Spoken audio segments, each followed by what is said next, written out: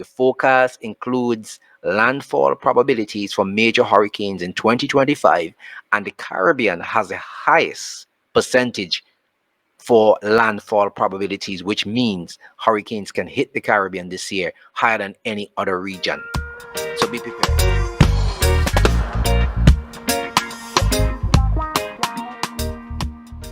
All right, guys. So what's happening is that we're about a month and some days away from the next hurricane season, the 2025 hurricane season. Last year, I said it to you, it's going to be above average. Clearly, it has come out to be just like that, above average hurricane season for 2025.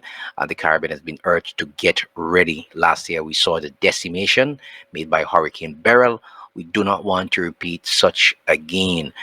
We can't stop nature, but we can make certain preparations. Don't wait until June 1 to start looking at your homes, your roofs, see if you need water, see if you need a generator. Whatever you can do, do it now. Don't wait until a hurricane is upon you.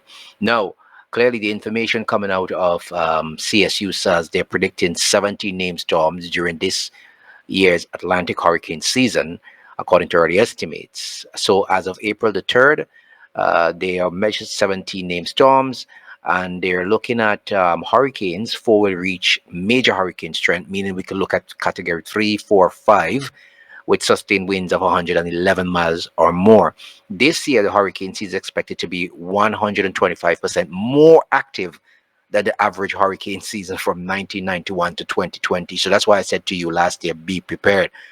The authors of the April report said the first round of estimates has traditionally been less accurate than those released closer to the beginning of the hurricane season. So subsequently, of course, they'll be releasing another one on June 11th, July the 9th, and August 6th, with the peak of the hurricane season stretching to October. So you can either go downwards or you can go upwards based on those forecasts when they come closer to that period in time. Now, there's some information here because the forecast includes the following landfall probabilities for hurricanes in 2025.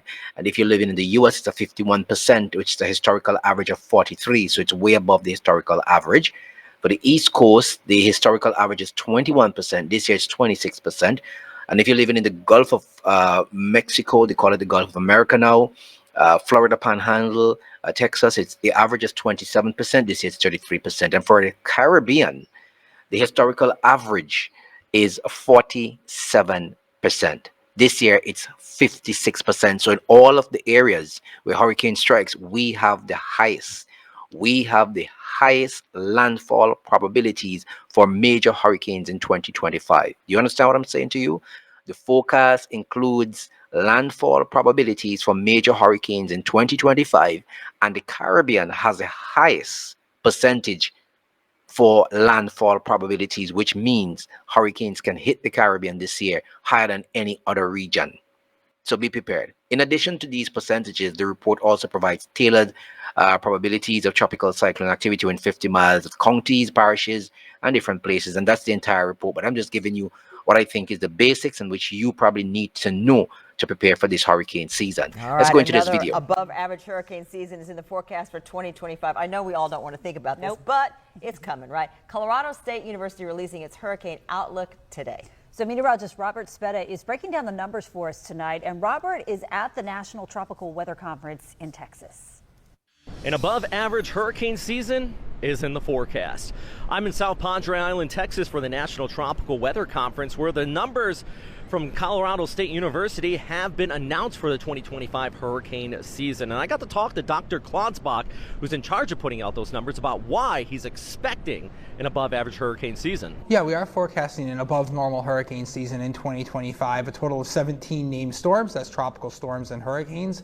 Of those 17, 9 becoming hurricanes. Of those 9, 4 becoming major category 3, 4, 5 hurricanes, winds of 111 miles per hour or greater. That compares with an average season which has about 14 storms, 7 hurricanes, and 3 major hurricanes. So a little bit above the long-term average. And the follow-up question to that is, why are we anticipating an above average season, and what goes into making that forecast? Yeah, so there's 2 primary factors that go into the early April outlook. One is we don't anticipate El Nino this summer and fall. El Nino is warmer than normal water in the central and eastern tropical Pacific. When El Nino occurs, it tends to increase winds high up in the atmosphere that tear apart hurricanes in the Atlantic. unfortunately, we don't anticipate those conditions in 2025. Also, the Atlantic, will not be nearly as warm as it was last year at this time, is still running somewhat above normal. And so when the waters in the Atlantic are warm, that provides more fuel for storms. So obviously, it's April. There's a lot that can change before the season really ramps up by about the early to middle part of August. But at least at this point, those conditions would tend to lead towards a busier season. But always remember, it only takes one. In South Padre Island, Texas, I'm meteorologist Robert Spetta. It only takes one. So there's a hurricane preparedness checklist.